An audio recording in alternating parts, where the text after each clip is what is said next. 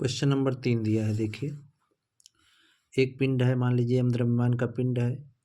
यहाँ से फर्श से 10 मीटर की ऊंचाई से गिराया जाता है।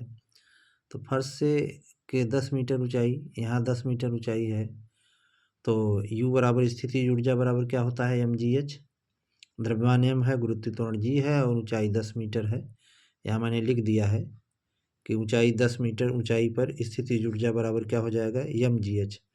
अर्थात यहाँ mgh, h 10 है, अर्थात h ऊंचाई पर 10 मीटर ऊंचाई पर ऊर्जा क्या होगा, स्थिति ऊर्जा mg गुणित 10। अब 10 मीटर ऊंचाई पर गतिज ऊर्जा, अगर यहाँ हम गतिज ऊर्जा निकालें, गतिज ऊर्जा निकालेंगे तो क्या होगा, क्योंकि अंतिम वेग क्या हो जाएगा, अंतिम वेग v बराबर 0 होगा। तो काइनेटिक एनर्जी बराबर हाफ mv² होता है।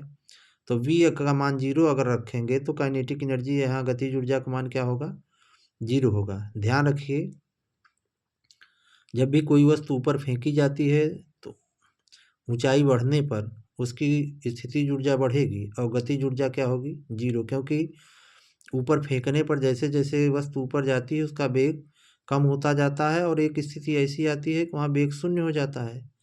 तो जब वेग शून्य हो जाएगा तो गतिज ऊर्जा वहाँ शून्य हो जाएगी और स्थितिज ऊर्जा बढ़ेगी। अर्थात ऊपर फेंकने पर स्थितिज ऊर्जा बढ़ेगी, गतिज ऊर्जा 0 होगी, और नीचे गिरने पर स्थितिज ऊर्जा 0 होगी, गतिज ऊर्जा बढ़ेगी। तो खैर हमने यहाँ mg गुणित 10 कर दिया।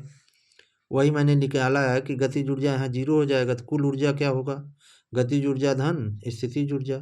तो mg गुणित 10 और गतिज ऊर्जा 0 है, तो आपका ये mg 10 आया। अब सवाल ये कह रहा है कि वहाँ से पिंड गिरा, जब यहाँ फर्श पर टकराया तो इसकी कुल ऊर्जा, जो कुल ऊर्जा है, इस कुल ऊर्जा में 30% की कमी हुई। फर्श पर कुल ऊर्जा कितना हुआ, 30% कम हुआ।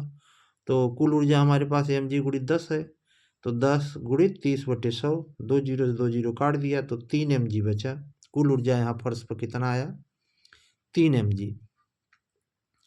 तो शेष कितनी ऊर्जा बची भाई, यहाँ हमारा 10 mg था, टकराने के बाद 30% कम हो गया तो 3 mg कम हो गया, तो कितनी ऊर्जा बची शेष, 7 mg बची।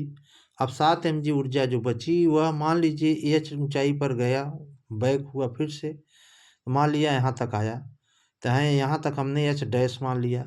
h डैश ऊंचाई पर ऊर्जा क्या होगा, तो h डैश पर ऊर्जा बराबर क्या होगा, mg h डैश आंतरिक ऊर्जा कुल ऊर्जा के बराबर होता है। तो mg h डैश बराबर कुल ऊर्जा हमारा कितना बचा है, 7 mg। तो m से m कटा, g से g कटा, तो h डैश बराबर कितना आ गया, 7 मीटर। ये क्वेश्चन नंबर आपका 3 है। ना समझ में आ रहा हो तो फिर से बताएं। ये गतिज ऊर्जा ऊपर जाने पर शून्य होगा क्योंकि वेग कम होता है। स्थितिज ऊर्जा नीचे आने पर शून्य होगा क्योंकि इसकी ऊंचाई जैसे जैसे घटती जाती है स्थितिज ऊर्जा का मान घटता जाता है। और वेग का मान जैसे किसी वस्तु को ऊपर फेंकते हैं तो वेग उसका कम होता जाता है, इसलिए गतिज ऊर्जा का मान भी कम होता है।